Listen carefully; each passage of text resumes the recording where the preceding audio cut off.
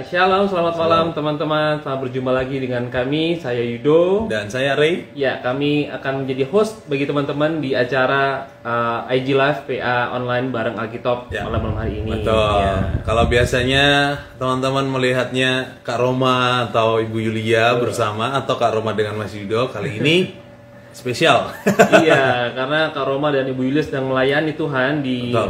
pelayanan di luar kota ya. Jadi kita sedang akan menolong teman-teman menjadi host dan juga akan membantu teman-teman kita juga dalam menggali Alkitab dari Alkitab malam hari ini. Ya, tentunya kami nggak akan sendirian. Betul. Kami ada teman-teman kami yang akan menemani, dan juga untuk teman-teman di rumah sangat kami harapkan untuk teman-teman juga ikut menggali, melakukan penggalian ya. Jadi bukan hanya kami berempat saja nanti yang menggali, tapi teman-teman silahkan juga ikut menggali. Oke.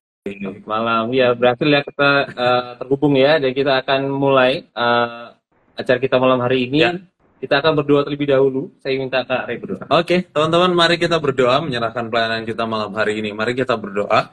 Tuhan Yesus, terima kasih sekali lagi Engkau beri kesempatan kami untuk melayani Engkau melalui Instagram Live Alkitab malam hari ini. Tuhan Yesus yang memberkati setiap kami, saya sendiri, Mas Yudo, Kak Roland, dan Kak Tere yang menggali bersama dengan kami. Juga ada teman-teman kami di rumah yang menonton.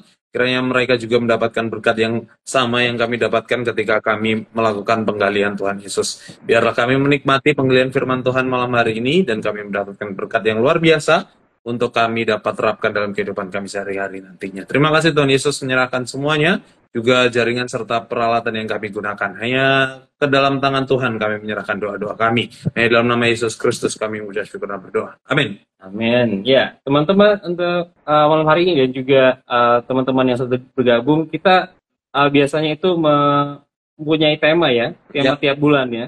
Dan tema kita pada bulan Juni inilah dasar teguh dan kurban sejati. Betul. Dan malam hari kita akan membahas dari Efesus 2 pasal ayat 11 sampai 22 yang membahas tentang Kristus batu penjuru. Nah, sebelumnya kita akan berkenalan dulu dengan kakak-kakak kita, teman-teman kita, ada Bang Roland dan juga Kak Teresia. Silakan perkenalkan dulu untuk Kak Teresia, nama, terus juga domisili, gereja pelayanan dan lain sebagainya. Silakan Kak.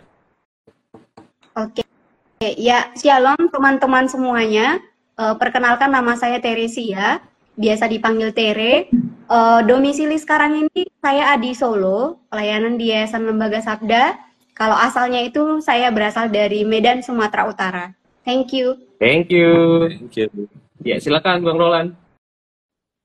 Oke, baik, salam teman-teman semua. Shalom. Perkenalkan, nama saya Roland Simanulang. Saya domisili di Kota Medan, tinggal di Kota Medan. Untuk sekarang saya sedang melayani di sebuah gereja di Medan, Gereja Baptis Antioquia, dan saya sebagai staff full timer di sini. Mungkin bisa saja perkenalan saya. Terima kasih. Oke, salam kenal Bang Roland sama Kak Teresia, dan itu perkenalan singkat dari teman-teman ya. Ya. Oke.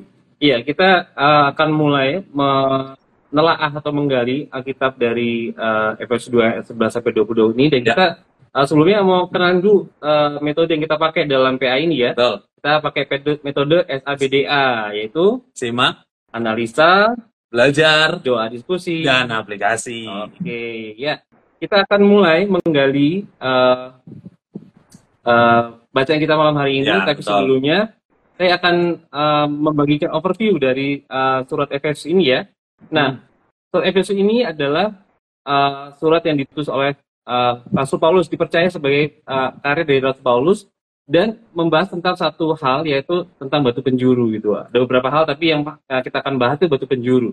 Nah, batu penjuru ini adalah istilah dalam arsitektur kuno untuk batu yang diletakkan pertama untuk menjadi acuan batu-batu lainnya yang akan menjadi dasar Fondasi. ataupun ke atasnya gitu ya.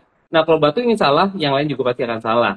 Nah, dan konsep ini bukan konsep yang baru gitu ya. Di Perjanjian Lama, di Mazmur, Nabi Daud juga pernah mengatakan bahwa batu yang dibuang oleh tukang-tukang bangunan telah menjadi batu penjuru. Nah, ini merujuk kepada Yesus Kristus ya. Ya. Nah, kemudian di Efesus 2 ini kita melihat di ayat yang sebelumnya yang akan kita bahas ini, ayat yang 1 sampai yang ke-10 itu membahas tentang keselamatan oleh kasih karunia melalui iman. Nah, itu juga membahas tentang keadaan sebelum keselamatan, kasih karunia Allah, dan keselamatan oleh iman. Ya, dan spesialnya Efesus ini ditulis bukan karena konflik, karena biasanya surat-surat Paulus kan ditulis karena ada suatu masalah sehingga muncul surat penggembalaan dari Paulus seperti itu. Efesus kali ini tidak, tapi ditulis berdasarkan benar-benar pergumulan dari doa pribadi Rasul Paulus, sehingga suratnya bukan sebuah didikan atau penggembalaan secara khusus gitu, melainkan juga penyampaian-penyampaian doktrinal, bisa dikatakan seperti itu, karena memang lahir dari sebuah pergumulan dari Rasul Paulus itu sendiri. Oke, kita sudah berdoa, kita sudah tahu overview-nya, Ya. kita akan mulai ya menggali ya. Tapi sebelum itu kita akan baca dulu. Saya akan minta Kak Teresia baca ayat 11 sampai yang ke-16, kemudian diikuti oleh Kak Roland ayat yang 17 sampai 22. Kan, Kak Tere? Oke. Dipersatukan di dalam Kristus. Karena itu, ingatlah bahwa dahulu kamu sebagai orang-orang bukan Yahudi menurut daging, yang disebut orang-orang tak bersunat oleh mereka yang dinamakan dirinya sunat, yaitu sunat lahiriah yang dikerjakan oleh tangan manusia. Bahwa waktu itu kamu tanpa Kristus, tidak termasuk keluargaan Israel, dan tidak mendapat bagian dalam ketentuan-ketentuan yang dijanjikan, tanpa pengharapan dan tanpa Allah di dalam dunia. Tapi sekarang di dalam Kristus Yesus, kamu yang dahulu jauh, sudah menjadi dekat oleh darah Kristus. Karena dialah damai sejahtera kita, yang telah mempersatukan kedua pihak, dan yang telah merubuhkan tembok pemisah, yaitu perseteruan. Sebab dengan matinya sebagai manusia, ia telah membatalkan hukum Taurat, dengan segala perintah dan ketentuannya, untuk menciptakan keduanya, menjadi satu manusia baru di dalam dirinya, dan dengan itu mengadakan damai sejahtera, dan untuk memperdamaikan keduanya di dalam satu tubuh dengan Allah oleh salib, dengan melenyapkan perseteruan pada salib itu. Ayat 17, ia datang dan memberitakan damai sejahtera kepada kamu yang jauh, dan damai sejahtera kepada mereka yang dekat. Karena oleh dia kita kedua pihak dalam satu roh beroleh jalan masuk kepada Bapa. Demikianlah kamu bukan lagi orang asing dan pendatang, melainkan kawan sewarga dari orang-orang kudus dan anggota-anggota keluarga Allah, yang dibangun di atas dasar para rasul, para nabi, dengan Kristus Yesus sebagai batu penjuru. Di dalam dia tumbuh seluruh bangunan, rapi tersusun menjadi bait Allah yang kudus di dalam Tuhan. Di dalam dia kamu juga turut dibangunkan menjadi tempat kediaman Allah di dalam roh. Iya. Terima kasih untuk kakak. Nah, kita akan mulai masuk ke bagian pertama dalam penggalian kita, yaitu adalah langkah simak ya. Untuk Kak Tere, di ayat yang 11 sampai 12 dikatakan bagaimana keadaan kita dahulu sebelum mengenal Kristus. Silakan Kak Tere. Iya, di ayat 11 sama 12 ini sudah sangat jelas. Pertama kita baca di situ dikatakan, dahulu kamu sebagai orang-orang bukan Yahudi menurut daging, yang disebut orang tak bersunat gitu. Di beberapa versi saya lihat juga dikatakan orang kafir gitu di versi AYT, dan terus itu yang menamakan dirinya sunat, yaitu sunat lahiriah yang dikerjakan oleh tangan manusia. Ya kayak yang kita ketahui di perjanjian lama kan sunat itu berarti sebagai lambang telah lahir dari iman gitu, dan juga sebagai lambang kesucian untuk orang-orang PL dulu gitu. Terus juga di ayat 12 dikatakan, kamu hidup atau kita hidup tanpa Kristus, tidak termasuk kewargaan Israel, dan tidak mendapat bagian dalam ketentuan-ketentuan yang dijanjikan, tanpa pengharapan dan tanpa Allah di dalam dunia. Ya, yang dimaksud di sini tanpa Kristus itu dan juga tidak termasuk dalam kewargaan Israel itu, yang saya tahu itu adalah karena kan Tuhan Yesus itu bangsa Israel, disebut sebagai orang Israel, dan juga seperti yang kita ketahui, bangsa Israel atau keturunan Israel itu adalah keturunannya Abraham gitu. Jadi kita itu nggak dimasukkan ke dalam kewargaan itu gitu. Terus kita juga dikatakan tidak ditentukan, atau ketentuannya kita itu nggak mendapatkan janji. Seperti yang kita ketahui, ada banyak janji yang disampaikan di dalam Alkitab, bahkan juga termasuk janji kehidupan kekal dan keselamatan, dan kita nggak mendapatkan itu gitu dahulunya. Dan juga hidup tanpa pengharapan di dalam Allah. Ya ini sangat jelas berarti kita hidup nggak berpengharapan di dalam Allah. Itu yang disampaikan. Oke. Terima kasih. Ada tanggapan atau tambahan dari Kak Ray? Ya, mungkin nambahin sedikit terkait dengan sunat itu ya, terlebih di dalam PL gitu. Sunat itu kalau di dalam Keluaran 12 ayat 48 itu dikatakan, tetapi apabila seorang asing telah menetap padamu dan mau merayakan Paskah bagi Tuhan, maka setiap laki-laki yang bersama-sama dengan dia wajib disunat dan seterusnya. Barulah boleh merayakannya. Jadi bukan semata-mata hanya simbol ya, sebagai wujud dia sudah orang Israel dan yang belum sunat orang kafir, tapi lebih lagi untuk perayaan Paskah, di mana kita tahu juga Paskah itu sebagai perayaan hari pembebasan bangsa Israel gitu dari kawasan Mesir gitu. Jadi ini lebih spesial lagi untuk bagian ini. Kalau keadaan dikatakan belum sunat, berarti belum layak untuk merayakan hari raya Paskah gitu. Dan cuman itu hanya lambang tadi yang dibilang Kak Tere, tapi lebih lagi ya itu ternyata untuk syarat merayakan perayaan Paskah juga. Iya, betul sekali. Oke, kita akan tanya kedua untuk Kak Roland. Bagaimana keadaan kita sekarang setelah mengenal Kristus menurut ayat yang ke-13? Silakan, Kak.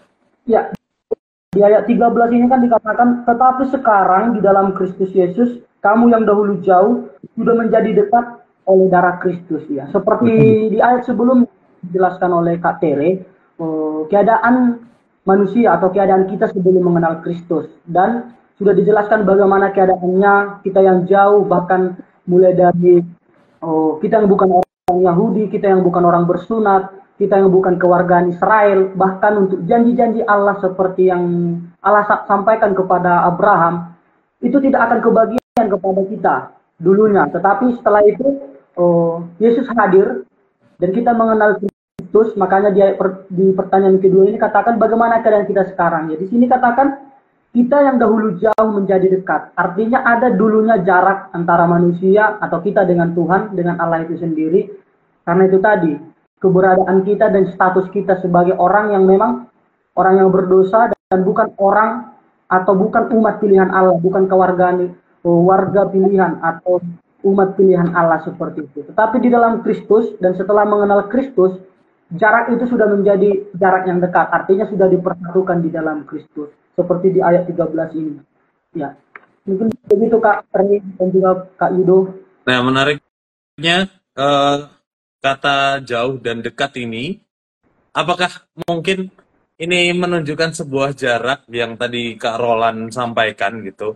Apakah jarak yang kalau sebagai pemikiran logika aja, kan meskipun kita dibilang dekat, nyatanya kita masih jauh gitu. Allah di surga, kita di dunia. Seperti apa nih Bang, menurut Bang Roland, jauh dekat ini yang didefinisikan di ayat ini? Ya, konsep jauh dekat ini, waktu manusia jatuh ke dalam dosa, artinya manusia terpisah dari Allah, ada jarak atau jurang pemisah. Bagaimana Allah itu adalah Allah yang kudus, dan dia berada di sorga, dan manusia sudah berdosa jatuh ke dalam dosa. Ada jarak pemisah seperti itu. Dan untuk saat ini punya bukan hanya sebagai bahasa saja, bahasa yang seperti yang Kak Yudo katakan tadi ya.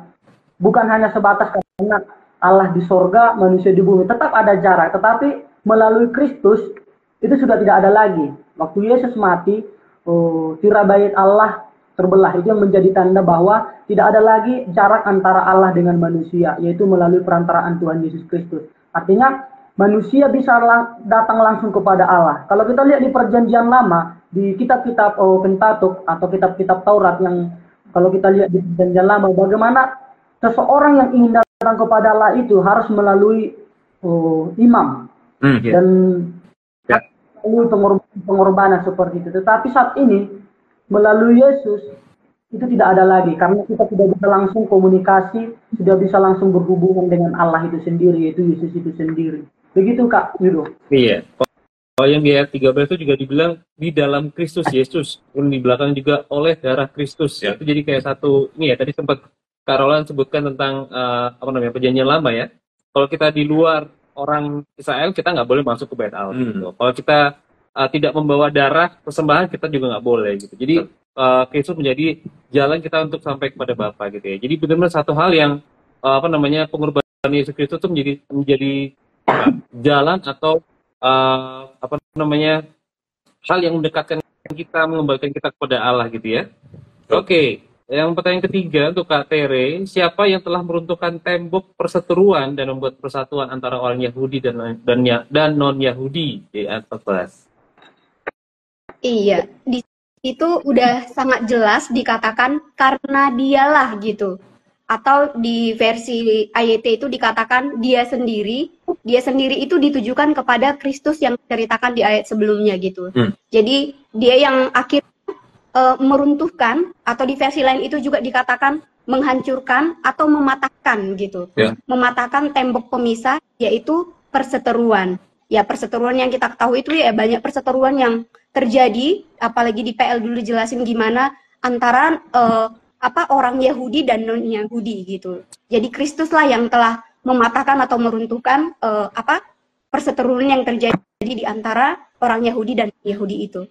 Oke, menariknya di ayat 14 ini Kak Tere itu dikatakan dialah damai sejahtera. Mungkin Kak Tere bisa jelaskan sedikit nih apa yang dimaksud, kenapa Yesus ini disebut damai sejahtera, dan damai sejahtera itu yang meruntuhkan atau mempersatukan kedua belah pihak nih. Silakan Kak Tere. Sepertinya buffering nih Kak Tere. Atau dari Kak Roland mau menambahkan mengapa Kristus disebut damai sejahtera nih di sini. Oh, ini Kak Tere sudah kembali. Suara saya kedengaran? Ya, aman. Oke, ya. Damai sejahtera yang disampaikan di sini, Paulus juga sebenarnya kalau kita perhatikan suratnya itu, dia termasuk sering menggunakan kata damai sejahtera, atau pokoknya setiap damai sejahtera bagi kamu gitu. Kata damai itu kan berarti Kristus itu sendiri yang jadi damai itu gitu. Makanya dikatakan di sini karena dialah damai sejahtera gitu. Damai sejahtera yang ditujukan itu adalah ya untuk Kristus itu sendiri. Itu sih. Ya, Kak, dari Kak Roland mungkin mau menambahkan? Ya, bicara tentang Kristus damai sejahtera itu seperti di awal tadi kan sudah dijelaskan bagaimana ada perseteruan antara manusia dengan Allah. Dan perseteruan itu bukan hanya perseteruan sebatas status itu tadi, bukan hanya itu, tapi bagaimana perseteruan yang tak bisa dipersatukan, bagaimana Allah yang hidup, Allah yang itu tidak bisa dipersatukan dengan orang yang berdosa, seperti itu. Jadi melalui Kristus lah yang membawa damai sejahtera itu. Damai sejahtera artinya ada perdamaian, diperdamaikan di dalam Kristus antara Allah dengan manusia. Itu sih kalau menurut saya, Kak Yudo. Ya, betul. Sepakat sekali dengan Bang Roland gitu. Itu menunjukkan sebuah keadaan sebelumnya gitu, yang ada konflik atau ada pertikaian. Kalau dalam beberapa penggambaran lainnya itu seperti daerah konflik gitu. Dengan adanya damai sejahtera, konflik itu jadi damai gitu. Tidak ada konflik lagi, tidak ada perseteruan lagi. Menarik sih gitu. Iya, bahkan aku pernah baca itu Iren itu artinya bukan hanya nggak ada konflik, tapi konflik yang ada itu artinya diselesaikan, di resolve gitu. Jadi ada pendamaian, ada ganti rugi yang diberikan. Jadi nggak ada lagi bad feelings gitu antara dua pihak gitu. Jadi dua-duanya boleh menjadi satu, dan itu dibawa kepada Bapa melalui Yesus Kristus. Nah, itu sangat indah sekali menurut saya. Ya. Nah, sebelum beranjak ke pertanyaan selanjutnya ini, ada pertanyaan dari Kak Roma. Berarti orang Efesus yang percaya itu bukan hanya umat Yahudi Kristen. Nah, silakan. Dari siapa mau menjawab? Kak Tere atau Kak Roland? Kak Tere boleh. Silakan, Kak Tere. Iya. Berarti orang di Efesus yang percaya itu bukan hanya umat Yahudi Kristen. Ya, enggak ya. Jadi bukan cuman umat Yahudi Kristen gitu, tapi semuanya orang-orang yang percaya gitu. Makanya tadi dikatakan ada kata kedua belah pihak yang akan kita bahas juga di ayat yang di ayat 14 tadi dikatakan kedua pihak itu berarti kan antara non-Yahudi dan juga orang Yahudi gitu. Jadi kita semua dipersatukan dan bukan jadinya nggak ada pemisah lagi gitu, nggak ada kelompok-kelompok lagi atau pihak-pihak lagi. Jadi semuanya yang percaya kepada Kristus. Ya, betul, cukup jelas terkait hal itu. Terlebih tadi ditegaskan antara Yahudi dan penggambaran sunat dan tidak sunat tadi ya. Itu menjelaskan bahwa memang bukan hanya Yahudi Kristen saja, tapi non-Yahudi juga. Iya. Oke, selanjutnya untuk Kak Teresia, menurut ayat 17 dan 18, apa yang Kristus telah lakukan untuk orang percaya mendapat jalan masuk ke surga? Silakan Kak Tere. Iya, di ayat 17 itu dikatakan, ia datang dan memberitakan damai sejahtera kepada kamu yang jauh dan damai sejahtera kepada mereka yang dekat gitu. Jadi terus juga di ayat 18, karena oleh dia kita kedua pihak dalam satu roh beroleh jalan masuk kepada Bapa. Ya itu udah jelas ya dibahas di ayat-ayat selanjutnya juga dikatakan kalau kita itu jauh gitu. Jadi melalui yang dilakukan oleh Kristus itu kita akhirnya memperoleh damai sejahtera dan juga yang tadinya kita jauh akhirnya dekat. Dan aku pikir di sini nggak cuman berbicara tentang jarak yang disampaikan tadi itu juga gitu. Terus itu juga oleh dia kita kedua pihak di sini diulangi lagi dalam satu roh beroleh jalan masuk kepada Bapa, yaitu kita orang percaya sekarang ini udah memiliki akses gitu, nggak ada penghalang lagi atau nggak ada perantara lagi, tapi benar-benar bisa berkomunikasi atau juga meminta apa yang kita minta kepada Tuhan, kepada Allah. Iya, oke.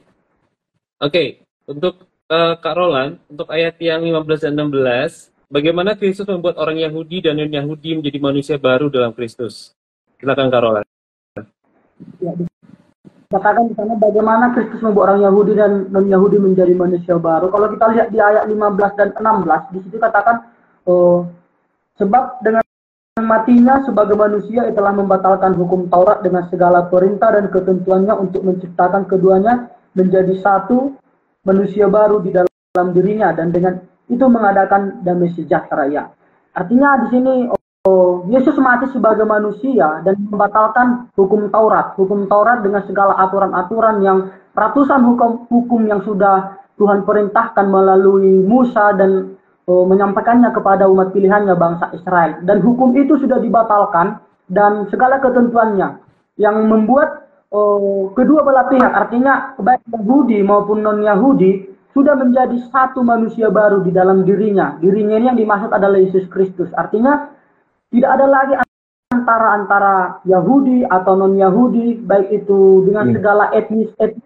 semuanya itu sudah satu dan diperdamaikan di dalam tubuh Allah melalui karya salib di dalam Yesus Kristus yang sudah mempersatukan itu semua. Itu Kak. Ya. Ya, oke. Nah, di ayat 15 ini spesifik dikatakan membatalkan hukum Taurat. Mungkin Bang Roland boleh menegaskan kembali atau menjelaskan lebih detail lagi gimana maksudnya membatalkan nih, apalagi kalau kita ingat perkataan Yesus ya, dia bukan meniadakan hukum Taurat, tapi menggenapinya gitu. Satu iota pun tidak akan terlewat gitu. Silakan Bang Roland. Iya. Dalam hukum Taurat banyak aturan dan itu dibatalkan. Kalau menurut pandangan saya dan juga yang saya pahami dari kebenaran firman Tuhan ini, dibatalkan itu artinya salah satunya contoh saat melakukan dosa pada hukum Taurat harus membawa korban persembahan seperti yang sudah Kak Re dan Kak Yudo katakan di awal tadi di pertanyaan sebelumnya. Di zaman perjanjian lama, setiap orang yang melakukan dosa harus membawa korban. Korban itu adalah tujuannya untuk sebagai banyak, ada korban penghapusan, ada korban penebusan, dan berbagai hal. Korban-korban harus dikorbankan supaya boleh menghadap Allah dan boleh menerima penghapusan dari dosa yang dilakukan manusia kepada Allah. Tetapi melalui Yesus itu semua dibatalkan. Dibatalkan artinya Yesus yang sudah menggantikan, bukan lagi harus sesuai dengan rule atau aturan dari perjanjian lama atau Taurat itu sendiri, tetapi sudah melalui pengorbanan Yesus yang menggantikan itu semua. Seperti itu Kak Re yang saya pahami. Ya, mungkin boleh di Kak Tere mau tambahkan? Silakan kalau mau tambahkan. Iya, kalau yang di ayat 16 sama 15 sama 17 ini membatalkan itu ya, kita kayak yang dibilang Kak Roland udah dijelasin gimana hukum Taurat dulu itu, sampai kita dulu kadang kalau mahasiswa itu sering bercanda gak akan ada yang bisa melakukan hukum Taurat gitu, karena memang manusia terbatas gitu. hanya Tuhan Yesus sendirilah yang bisa menggenapi itu semua gitu. Dan akhirnya itu semua telah dibatalkan, atau di beberapa versi lain juga dikatakan itu apa ya, kayak dimusnahkan gitu, atau dihancurkan supaya nggak ada lagi segala penghalang-penghalang itu gitu. Ya, ya betul. Dengan yang disampaikan Kak Roland maupun Kak Tere ya, memang khususnya orang Yahudi itu percaya hukum Taurat dikembangkan lagi atau didetailkan lagi. Yang kita tahu kan 10 hukum Taurat ya, itu yang memang tertulis jelas, dan itu memang perintah-perintahnya yang tidak boleh dilanggar atau yang harus dilakukan dan segala macamnya. Tapi beberapa kategori lain seperti halnya kesaksian atau bahkan yang tidak mempunyai alasan yang jelas atau dasar yang jelas, hanya pengembangan atau pendetailan itulah yang di teks ini khususnya disampaikan Paulus bahwa Yesus membatalkan itu semua. Terlebih kalau kita ingat konteks sebelumnya, yaitu perkara sunat dan tidak sunat yang menentukan keselamatan, itulah yang dibatalkan gitu, yang berkaitan dengan keselamatan.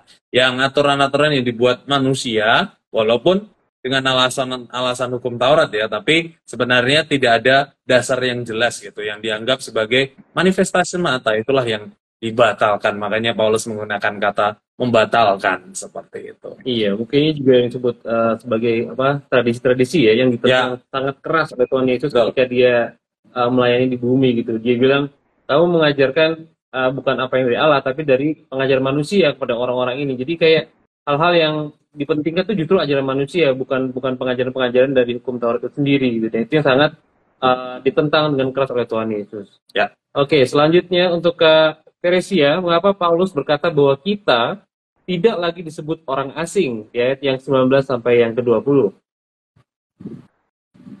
Iya, udah sangat jelas dari penjelasan dari atas, semua itu kita dikatakan lagi tidak disebut menjadi orang asing karena oleh darah Kristus gitu.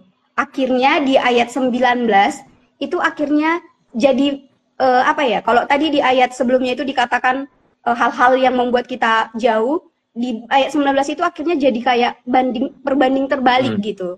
Jadi dikatakan di sini ayat 19 itu kamu tidak lagi disebut sebagai orang asing atau pendatang gitu. Kita udah benar-benar tahu orang asing berarti orang yang nggak memiliki hubungan gitu, nggak punya kedekatan, bahkan secara secara emosi pun kita nggak tahu dan nggak kenal dia gitu. Terus juga dikatakan melainkan kawan sekeluarga dari orang-orang kudus dan anggota-anggota keluarga Allah.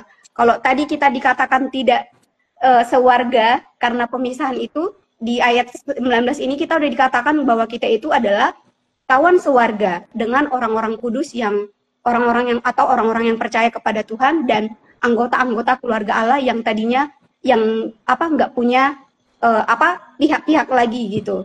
Terus juga di ayat 20 dikatakan yang dibangun di atas para rasul dan para nabi dengan Kristus Yesus sebagai batu penjuru. Ya, kita sama-sama tahu kalau itu semua sebenarnya yang dijelaskan tadi itu kan udah dinubuatkan atau juga disampaikan di situ kan, di sini para rasul dan para nabi gitu. Mereka itu udah sampaikan dahulu di sana atau menubuatkan tentang semua tentang kedatangan, terus juga kematian, bahkan kita ditebus. Itu akhirnya terjadi gitu. Bahkan di sini dikatakan juga kalau dengan Kristus sebagai batu penjuru. Kalau kita ketahui batu penjuru itu salah satu metafora Mesias, atau juga yang sebenarnya kan batu sering juga dikatakan batu yang batu, kalau di konteksnya di sini itu batu penjuru yang ditujukan kepada Yesus Kristus itu gitu.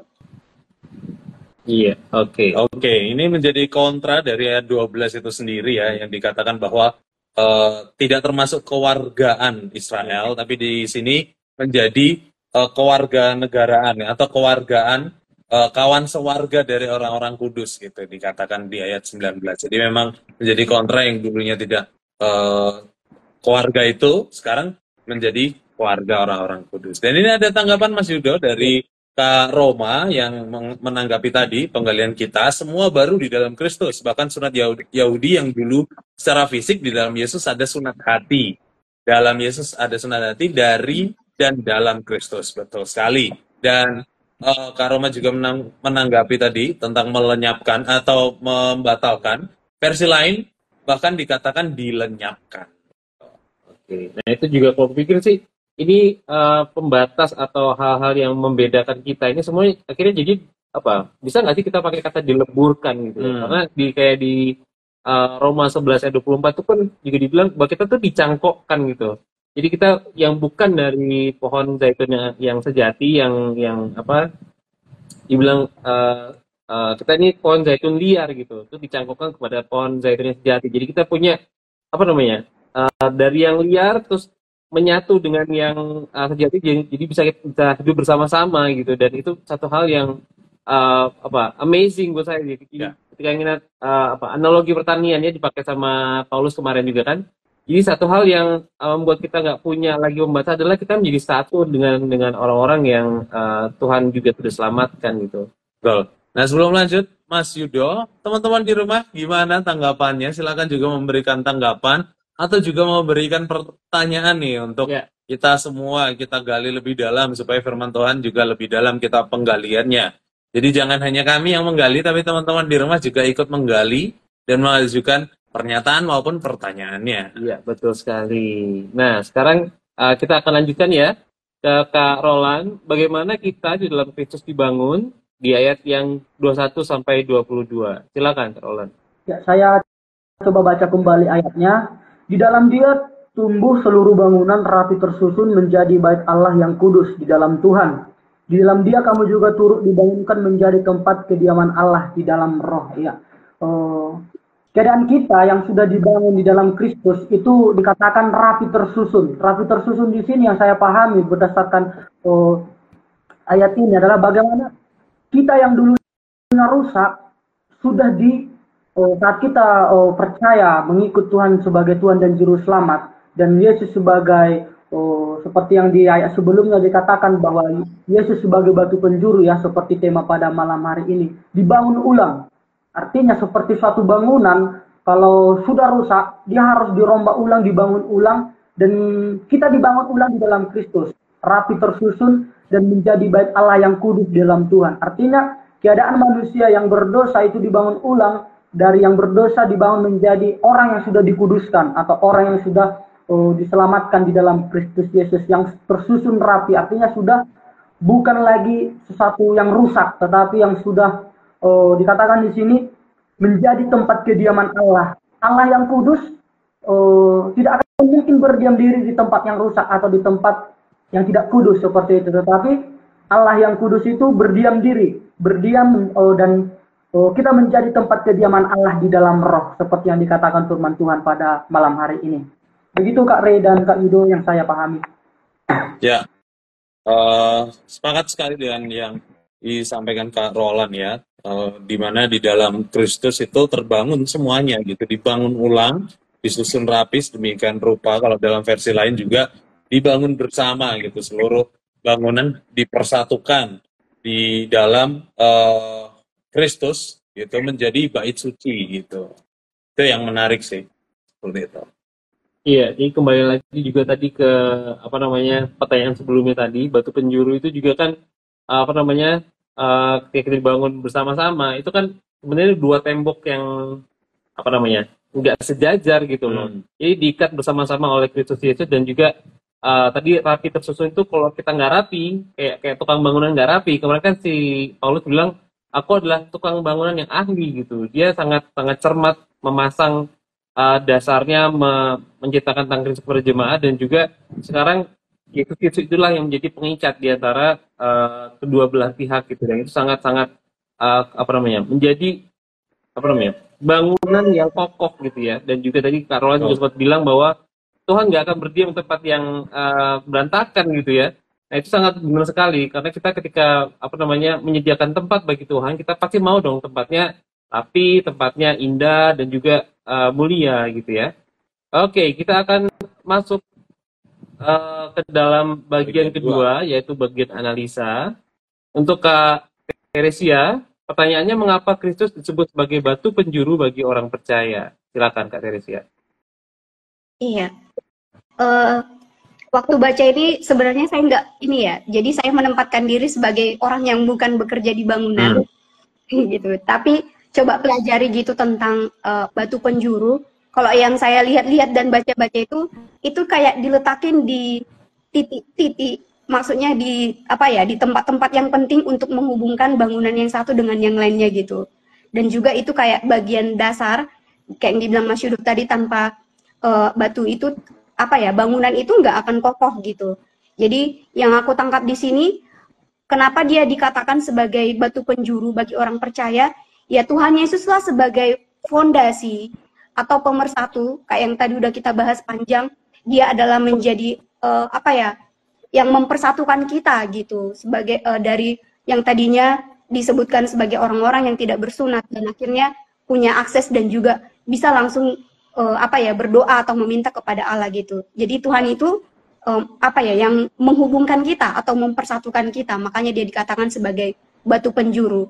Ini kayak yang aku bilang tadi juga sedikit di awal itu, ya ini metafora yang digunakan dan sering disampaikan juga sebagai apa, mesianik, dia disebut sebagai batu penjuru. Ya. Dari Bang Roland mungkin ada tambahan.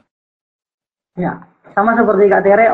Tapi dalam hal ini saya sedikit tahu tentang bangunan karena dulu ayah saya seorang tukang bangunan, jadi saya sering ikut masa-masa sekolah, ikut bekerja bersama dia. Itu saat melakukan suatu pembangunan, ada memang batu penjuru seperti batu pertama yang menentukan seluruh kekuatan dari bangunan itu gitu. Jadi saat membangun fondasi bangunan itu ditempatkan pada sudut fondasi di mana bangunan itu akan dibangun. Jadi semua bangunan itu berpusat atau merujuk kepada batu itu gitu. Jadi tidak akan bisa dilanjut untuk semua bangunan kalau tidak melalui itu. Artinya itu tahap pertama, tahap utama yang sangat menentukan seluruh struktur dan posisi bangunan. Nah, sama halnya dengan kita di hadapan Kristus, ya. Artinya Kristus sebagai batu penjuru, berarti Kristuslah yang menjadi pusat kehidupan kita atau kehidupan orang-orang percaya, di mana Kristus sebagai batu penjuru menjadi pusat kekuatan, kestabilan dan juga perlindungan. Artinya bangunan itu kalau dibangun tanpa batu penjuru itu tadi, tanpa fondasi yang kokoh, maka itu akan ambruk atau tidak akan bisa dibangun dengan baik.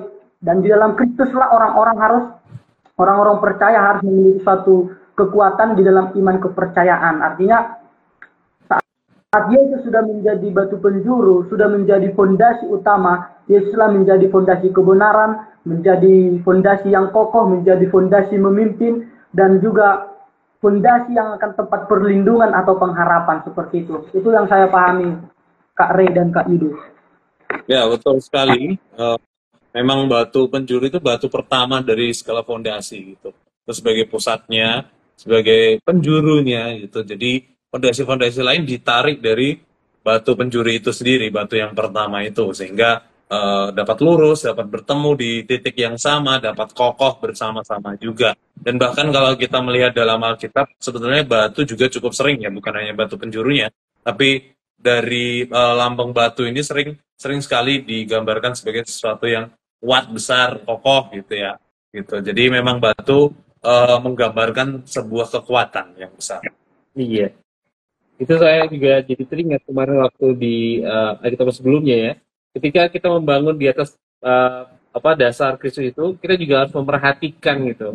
Ya, kita harus memperhatikan bagaimana kita membangun. Nah, kalau dihubungkan dengan yang ini, menghubungkan dengan batu penjuru ini, berarti harus betul-betul presisi gitu. Apa yang tegak lurus dengan yang batu penjuru itu gitu, supaya nggak melenceng ke kanan kiri. Ya tadi Kak Roland bilang itu menentukan bangunan itu akan ambruk atau nggak ambruk gitu ya. Itu benar-benar harus dengan tepat kita melihat kepada Kristus dan membangun di atasnya tuh apa yang pelayanan kita, kehidupan kita dan lain sebagainya. Betul. Nah, gimana nih teman-teman di rumah? Sepi-sepi aja nih. Gimana tuh teman-teman sepertinya tenggelam dalam menikmati firman Tuhan nih. Iya, ya teman-teman jangan takut-takut ya, sharing dengan kita juga malam hari ini supaya kita sama-sama ya saling diperkaya ya. Oke.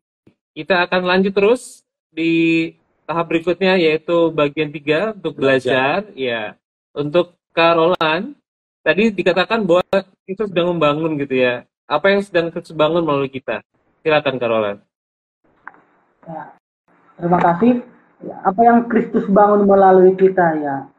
Ini saya sendiri, pribadi saya seperti itu. Bagaimana Allah sudah membangun saya, seperti yang tadi saya katakan di awal. Ya saya ini adalah manusia yang rusak, manusia yang sudah rusak. Bagaimana saya terpisah dari Allah. Tetapi melalui Kristus saya dibangun kembali sehingga status saya diubahkan dari orang yang rusak, orang yang berdosa, dijadikan menjadi satu umat. Satu umat, bahkan seperti yang Kak Ray katakan tadi, di kitab lain dikatakan saya menjadi umat yang dicangkokkan kepada umat pilihan Allah itu sendiri. Artinya dulu yang saya ada perseteruan dengan Allah, dan bukan hanya dengan Allah, bagaimana saya juga bukan umat pilihan Allah, artinya ada perseteruan saya dengan bangsa pilihan Allah itu sendiri, bangsa Israel. Tetapi itu semua sudah dirubuhkan oleh kurban, oleh karya penebusan Kristus melalui karya salib. Artinya saya dibangun kembali melalui Kristus, baik itu hubungan saya dengan Allah, begitu juga dengan hubungan saya dengan umat pilihan Allah itu sendiri.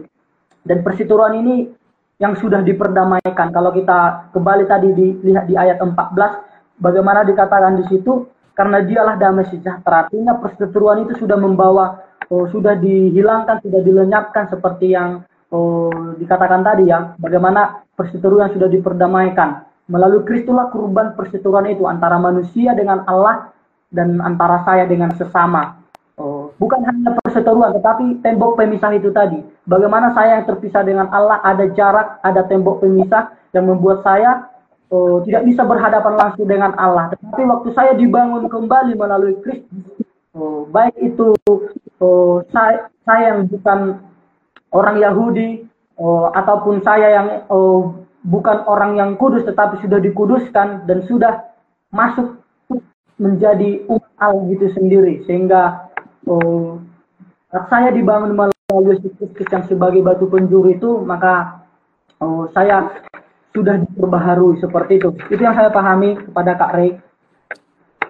Ya, menariknya tadi yang disampaikan Kak Roland ya, itu yang Kristus bangun adalah pribadi yang diubahkan, yang menjadi kudus gitu dari yang sebelumnya rusak, berdosa dan segala macamnya, menjadi pribadi yang lebih kudus gitu. Tapi kalau kita merujuk di ayat juga, itu kita di ayat 21 ya khususnya, kita ditumbuh menjadi bait Allah yang kudus. Apakah mungkin sama yang dimaksud Bang Roland itu kita berbicara tentang bait Allah ini, atau seperti apa nih Kak Roland? Ya, bicara tentang bait Allah ya, saya inilah bait Allah itu sendiri ya, karena firman Tuhan bila katakan ya jangan rusak tubuhmu karena kau adalah bait Allah. Jadi saya ini adalah bait Allah itu sendiri, dan itulah yang sudah dikuduskan itu, yang sudah dikuduskan, yang sudah dibangun ulang, dibangun secara rapi, tersusun dan menjadi bait Allah yang kudus melalui Roh Allah yang berdiam diri di dalam saya. Seperti itu Kak Ido. Ya, oke, thank you. Yaitu diingat di Korintus ya, Korintus 3 ayat yang ke-16. Tidak tahukah kamu bahwa kamu adalah bait Allah dan bahwa Roh Allah diam di dalam kamu. Yaitu Tuhan sekali lagi menunjukkan kepada kita bahwa Dia sendirilah yang membangun bait Allah dalam kita gitu. Dia juga yang menolong kita, kayak tadi Kak Roland bilang, itu dikuduskan, itu disucikan gitu. Saya bukan orang berdosa, tapi saya bukan orang yang kudus, tapi saya dikuduskan melalui Yesus Kristus. Nah, itu juga satu hal yang bentuk membangun tadi ya, membangun dalam tubuh kita atau hidup kita menjadi tempat kediaman Tuhan. Ya, satu pertanyaan dari Kak Roma sebelum kita lanjutkan juga terkait batu penjuru tadi yang kita bahas ya. Apa bedanya batu penjuru dan batu karang kalau dirujuk kepada Kristus, Kak? Silakan dari teman-teman ada yang mau menyampaikan? Kak Tere dulu deh tadi. Iya. Iya. Ya, kita jadi bahas batu. Tadi Rewi udah membuka ya. Kalau sebenarnya batu itu sama-sama kuat gitu. Cuman perbedaannya di sini adalah konteksnya yang batu penjuru di sini disampaikan di Efesus, sedangkan yang batu karang itu kalau nggak salah ingat saya itu konteksnya yang Petrus yang mengatakan kalau Tuhan Yesus itu baginya batu karang. Nggak tahu nanti teman-teman yang ahli dan mengingat isi Alkitab bisa menyampaikan. Tapi yang saya yakin adalah itu sama gitu. Jadi kalau batu penjuru itu tadinya supaya bangunan itu kuat atau juga fondasinya kuat supaya bangunan itu bisa berdiri. Sama halnya juga kayak batu karang itu kan juga menekankan kekuatan gitu. Jadi ketahanan iman yang disampaikan Petrus saat itu ya sebagai dasar imannya dan perlindungannya yang kuat gitu sih. Dari Roland mungkin ada tambahan?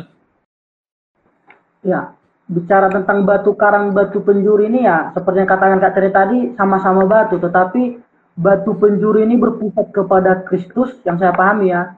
Sementara untuk batu karang ini kan seperti yang dikatakan Kak Tere juga tadi, itu di Alkitab dicatat waktu Yesus berbicara dengan Rasul Petrus, bagaimana di atas batu karang ini aku akan mendirikan jemaatku, seperti itu. Jadi sangat berbeda walaupun pusatnya tetap Kristus ya, seperti yang dikatakan pertanyaan dari Kak Roma tadi, dirujuk kepada Kristus, walaupun batu penjuru dengan batu karang itu sesuatu yang berbeda, tetapi itu semua berpusat kepada Kristus.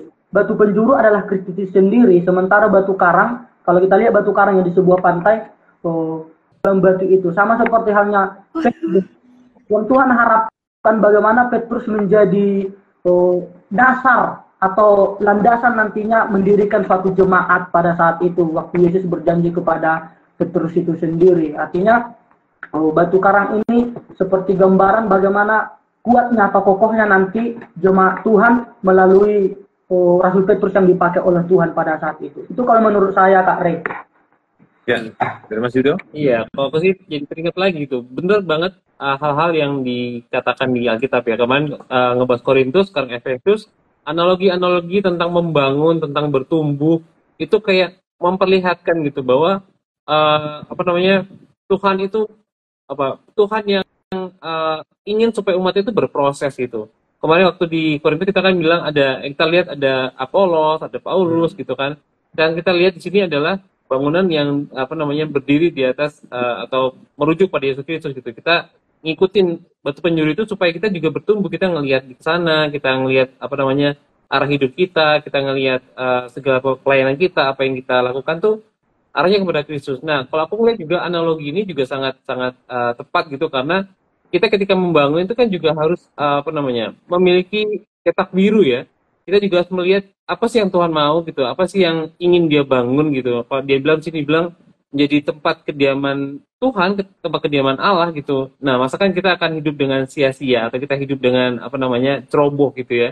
Dan sekali lagi itu aku sangat-sangat ditegur sekali dengan ayat firman Tuhan ini, bahwa kita tuh benar-benar harus memperhatikan bagaimana kita hidup, memperhatikan bagaimana kita membangun di atas dasar Kristus dan juga seturut dengan batu penjuru ini. Ya, mungkin sedikit juga. Di sisi lain, kalau kita melihat batu penjuru, kalau kita berbicara tentang batu penjuru tuh biasanya cenderung batu karang. Batu penjuru tuh untuk bangunan, batu karang tuh biasanya berada di pantai gitu ya, atau di pinggir laut ya. Dan batu karang diterpa ombak sekeras apapun nggak mudah patah gitu. Jadi batu karang cenderung kuat gitu. Kecuali karang-karang kecil yang mudah diseret ombak ya. Tapi kalau berbicara tentang batu karang itu biasanya batu yang besar, yang tidak mudah patah, tidak terbendung, meskipun diterjang ombak. Demikianlah gereja seharusnya gitu ya. Ketika dibangun dalam batu karang ya berarti berbicara tentang keadaan yang kuat, kokoh, dan tidak tergoyahkan gitu. Kalau batu penjuru berbicara tentang keadaan kuat yang ketika dibangun gitu. Itu sih. Oke, kita akan lanjut ke doa diskusi untuk Kak Teresia. Apakah bangunan rumah kediaman Allah sudah selesai dibangun saat ini? Silakan Kak Tere. Iya, tadi udah kita bahas kalau kediaman Allah yang dimaksud di sini itu bukan secara fisik bangunan ya, tapi diri kita gitu. Kalau mungkin cuman ditanya selesai atau belum, tentu saja belum gitu ya. Kalau menurut saya pribadi, karena kita ini masih panjang perjalanannya, penuh dengan proses, dan juga pastinya sama kayak bangunan rumah yang perlu ada kayak tadi dibilang dirombak, diperbaiki gitu. Sama juga dengan kita gitu sebagai kediamannya Allah gitu. Ya, kita sering jatuh bangun, tetapi apakah mau dibangun atau enggak itu juga yang sangat-sangat perlu diperhatikan gitu sebagai orang-orang Kristen. Jadi ini aku sendiri, mungkin teman-teman juga masih akan terus dibangun dan terus diperbaharui setiap hari, diproses sampai akhirnya Tuhan Yesus datang yang kedua kali dan kita bisa mengatakan selesai gitu.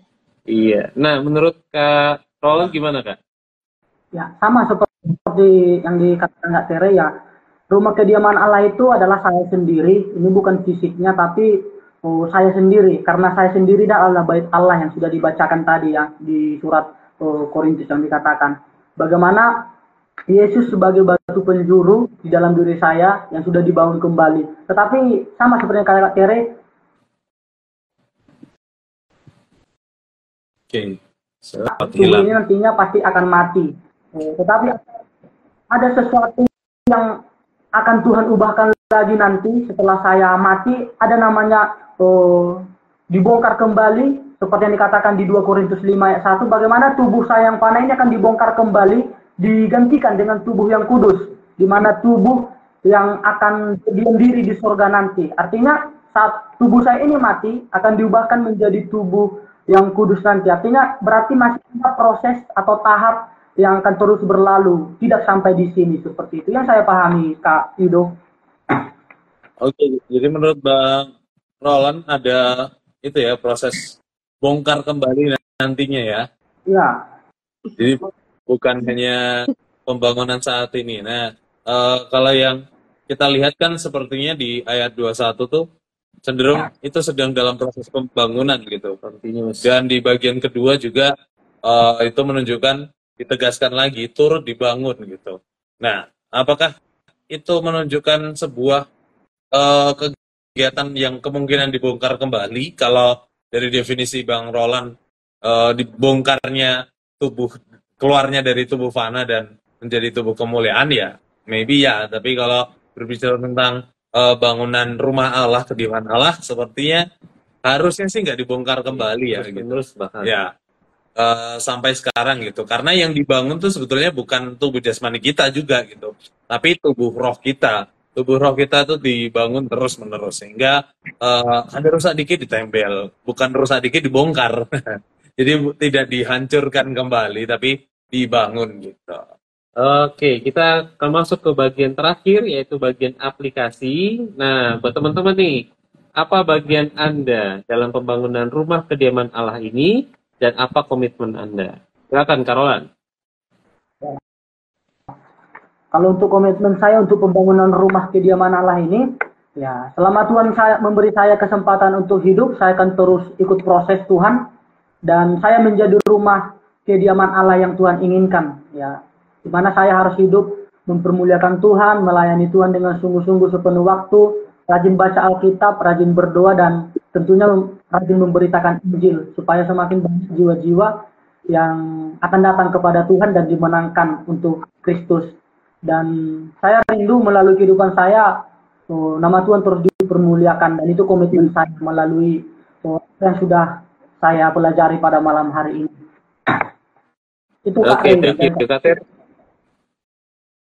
Iya, kalau saya bagian yang akan saya ambil atau komitmen di dalam diri itu ketika Tuhan membangun kediaman gitu, ya kemauan sih, utamanya kemauan untuk bisa diproses atau mau diproses itu yang paling utama, karena Tuhan ingin membangun pun kalau akunya sendiri menolak sama aja gitu, nggak akan ada perubahan gitu dan nggak akan bisa diproses. Makanya aku juga selalu bergumul, kita semua juga pasti jatuh bangun ya, kayak yang aku bilang tadi, kadang kayak rasanya mengeraskan hati, juga keras kepala gitu ketika dibentuk atau diproses sama Tuhan gitu.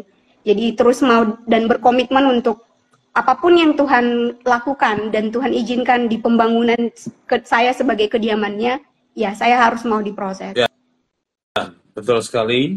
Dan thank you banyak dari teman-teman penggaliannya sepanjang pasal 2 ini, sepanjang kita live ini ya. Khususnya dari ayat 11 sampai 22, dan dari Kak Roland kami belajar, dan aku pribadi belajar gitu, bahwa memang tubuh kita, tubuh jasmani yang lama gitu, kemanusiaan lama kita harus dihancurkan, dirobohkan rata kalau bisa dibilang seperti itu, bahkan dibangun ulang gitu, supaya fondasinya dibangun lagi berpusat pada fondasi yang tepat, yaitu batu penjuru, yaitu Yesus Kristus sendiri. Dan dari Kateri juga banyak hal yang aku pelajari secara pribadi, khususnya untuk hal-hal batu penjuru tadi yang banyak ya. Batu penjuru semuanya itu dari Kristus, semua berdasar dalam Kristus, dan dari Kristuslah tumbuh semua atau dibangun semua. Dan secara keseluruhan saya pun belajar banyak ditekankan dalam Kristus di bagian ini, di teks ini, dan di keseluruhan kitab Efesus. Dalam Kristus, terus damai sejahtera juga banyak. Ini menjadi penekanan khusus di dalam ayat ini ya, di dalam kitab Efesus, khususnya perikop ini yang mengindikasikan bahwa kita tuh sebenarnya tidak ada apa-apanya gitu. Bukan kita yang berkarya, bukan kita yang sedang melakukan pembangunan, tapi melainkan Kristus itu sendiri, damai sejahtera itu sendiri yang terus berproses. Dan di ayat terakhir paling menjadi gong ini, di dalam Dia kamu turut juga dibangun menjadi tempat kediaman Allah di dalam Roh, gitu. Yang mengindikasikan bahwa bait Allah itu adalah kita, yaitu kehadiran atau representasi susah sekali. Representasi kehadiran Allah gitu. Ketika orang melihat kita, berarti orang melihat kehadiran Allah di dalam diri kita, dan dibangun terus-menerus.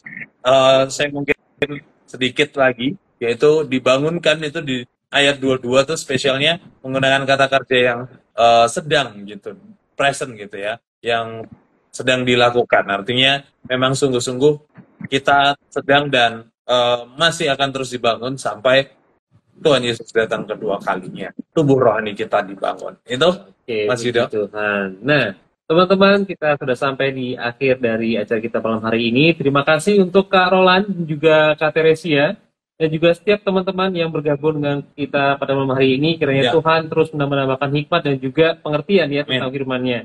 Oke, kita akan menutup acara kita malam hari ini. Saya akan minta Kak Roland untuk menutup kita dalam doa. Silakan Kak Roland. Baik, mari kita berdoa. Bapa di dalam surga, Allah yang hidup, yang kami kenali dalam pribadi Tuhan Yesus, terima kasih untuk malam hari ini, karena Tuhan memberkati acara kami dalam seri Alkitab, di mana kami menggali firman Tuhan, belajar firman Tuhan, dan kami rindu melalui setiap pelajaran dan apa hal-hal yang boleh kami pelajari bersama Kak Ray dan Kak Yudo dan juga Kak Teresia, bersama saya sendiri Tuhan, dan juga teman-teman yang ikut menyaksikan dan mendengarkan dan membaca setiap hal-hal yang boleh kami bahas pada malam hari ini, semuanya untuk kemuliaan Tuhan, dan kami semakin bertumbuh dalam pengenalan akan Tuhan melalui firman Tuhan. Terima kasih Bapak yang baik untuk hal yang kami pelajari, biarlah kami semakin kuat di dalam Tuhan, di mana Tuhan yang menjadi batu penjuru kami, dan Tuhan menjadi batu karang kami yang teguh, yang terus memperlengkapi kami, membangun kami, dan kami mau ikut semua rencana dan kehendak Tuhan dalam kehidupan kami. Terima kasih Tuhan, Tuhan berkati seluruh tim Alkitab dan juga Yayasan PA dan Sabda dan seluruh tim, dan juga untuk persiapan Alkitab beberapa minggu ke depan. Tuhan yang terus memberkati seluruh hamba-hambamu, anak-anakmu yang terus mengambil bagian. Terima kasih Bapak yang baik, kami akan mengakhiri acara seri Alkitab ini. Kami memuji nama Tuhan, dan Tuhan terus memberkati kami. Dalam Kristus Yesus Allah yang hidup, kami berdoa dan kami mengucap syukur. Haleluya. Amin. Amin. Oke, terima kasih teman-teman. Sampai ketemu lagi dan 2 minggu lagi ya. Ayo PA. Oke, kita juga akan ketemu lagi 2 minggu lagi, karena tanggal 17 Juni kita libur. Dan kita akan ketemu tanggal 24 Juni dan kita akan membahas tentang topiknya korban persembahan. Nah, kita akan mengambil dari Mazmur 51 ayat 1 sampai 19 ya, itu fokusnya ayat 16 sampai 19. Jadi jangan lupa hadir kembali di hari yang sama, hari Senin jam 7:30 malam dengan topik korban persembahan. Teman-teman jangan lupa kalau mau jadi guest seperti Kak Teresia dan juga Kak Roland, silakan DM kami, hubungi kami. Kak, kami mau jadi guest gitu ya, nanti akan kami jadwalkan gitu ya.